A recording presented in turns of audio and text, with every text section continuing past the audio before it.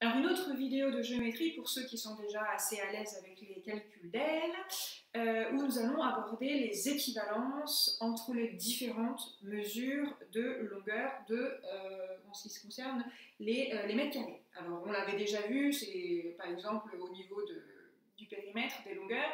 Si vous avez 1 mètre c'est la même chose que 10 décimètres, c'est la même chose que 100 cm, c'est la même chose que 1000 mm. On a quand même beaucoup travaillé ça déjà cette année et l'année dernière. Donc maintenant, quelles sont les relations, par exemple, entre 1 mètre carré et 1 décimètre carré? 1 mètre, c'est 10 centimètres, c'est 10 décimètres, mais est-ce que 1 mètre, c'est 10 décimètres carrés? Est-ce que 1 décimètre carré, c'est 10 centimètres carrés? Eh bien, nous allons regarder ça ensemble. Alors, ici, j'ai dessiné un carré.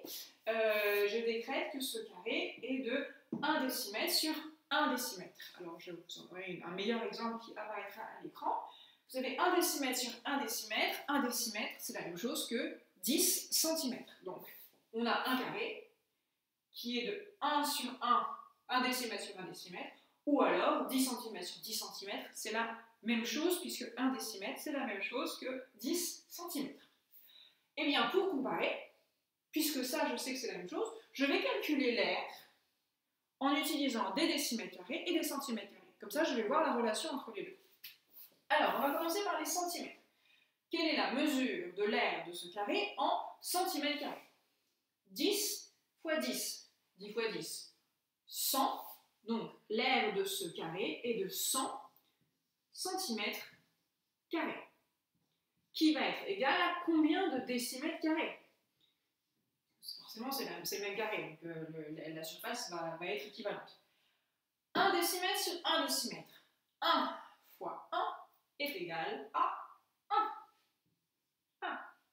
1 décimètre carré, ça fait, cette fois-ci, non pas 10 cm carrés, on a mis 1 décimètre, c'est 10 cm, mais 1 décimètre carré, c'est 100 cm carrés. Donc c'est différent. C'est normal, puisque cette fois-ci, nous sommes avec 2 dimensions. Nous sommes plus sur une longueur rectiligne, mais nous sommes sur une surface en 2 dimensions, longueur, largeur. Alors,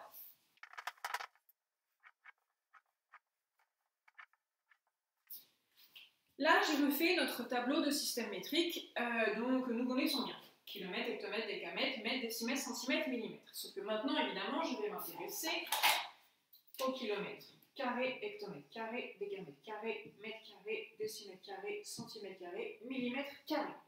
On a dit que 1 décimètre carré, c'était 100 centimètres carrés.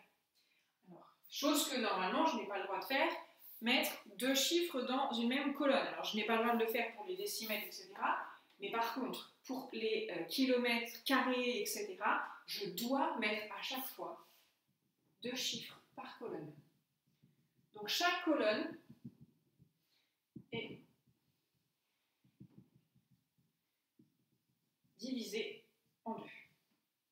Donc, par exemple, si j'ai 3,4 mètres carrés, j'ai quelque chose qui a une superficie de 3,4 mètres carrés. Si je veux l'exprimer en décimètres carrés, cela va faire 340. Si je veux l'exprimer en centimètres carrés, donc encore 100 fois plus, 34 000. Et si je veux l'exprimer en millimètres carrés, 3 400 000.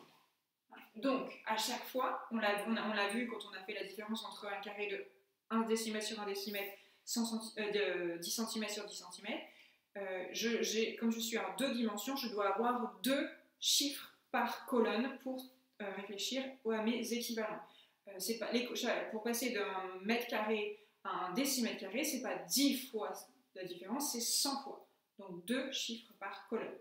Voilà, donc vous allez essayer de vous entraîner un petit peu à ceci pour bien travailler les équivalences entre les mesures de surface. Parce que je rappelle que la surface et l'air, c'est strictement la même chose. Bon courage!